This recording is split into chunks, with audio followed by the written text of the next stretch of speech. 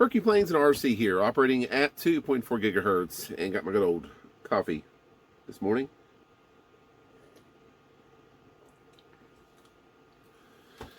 So, guys, this is not going to be any kind of a happy post about plane projects and model engines and things like that. No, this is a little more on the sad side of things. And if you know recent events, you know what I'm probably talking about. This hit a little hit a little bit harder for me. First off, you know, I don't really cover a lot cover a lot in terms of full scale aviation here on the channel.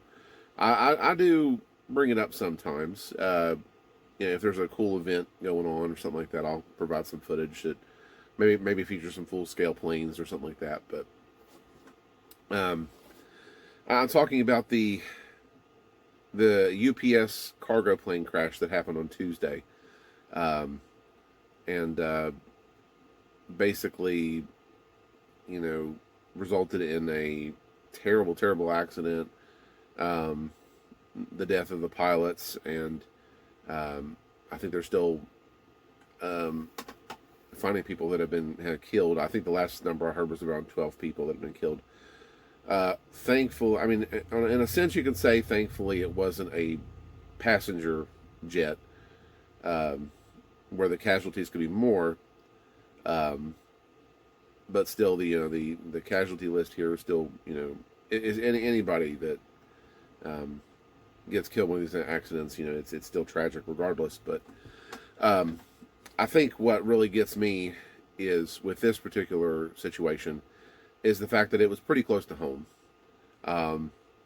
It was in Louisville, Kentucky, which is only a mere couple hours from where I actually live, and just seeing the footage of, you know, what had happened, and just, you know, there's some crazy stuff out there. I mean, this was a plane that was bound for Honolulu, from Louisville, so you can just imagine that the thing had to been completely, you know, obviously it was completely full of fuel, and you know, probably ended up being one of the largest fireballs I've ever seen, at least from a full scale aviation perspective. You know, very huge fireball, and like I said, just some of the footage that was captured. I recall seeing one of a guy in a semi, I guess, that was parked, and you see the footage of the plane coming through behind him, and it was just absolutely surreal to see this. Very scary, very scary. But like I said, it hit very close to home, because, you know, it is very close, obviously. So, but anyways, just wanted to take a moment to bring that up. And if you're not aware of the situation, I'll provide some links in the description below. But yeah, very, very tragic, and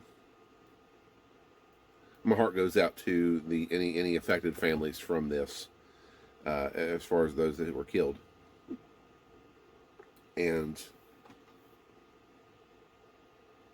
I think what I was able to at least gather up so far was that the left engine had actually detached from the airplane, and was, you know, already, I guess, kind of like a fireball itself, right shortly after, or either right during the takeoff, ascent, or you know, just somewhere in those early stages, that the engine actually became detached, and you know, it barely made it off the runway before it came plummeting down, and, you know, huge fireball, basically. So that's kind of what, at least what I've read and understood about the situation. But anyways, guys, again, my thoughts and prayers out to those that were affected by this, and those that were killed in this tragedy. So like I said, I think just the fact that it was so close to home, and the fact that, you know, the the craziness of the fireball that was out of this incident was just absolutely just mind blowing. So just completely crazy, completely just tragic. So, but anyways, guys, again, my thoughts and prayers out to those affected by this. And I want to thank you guys for watching, and we'll see you in the next video.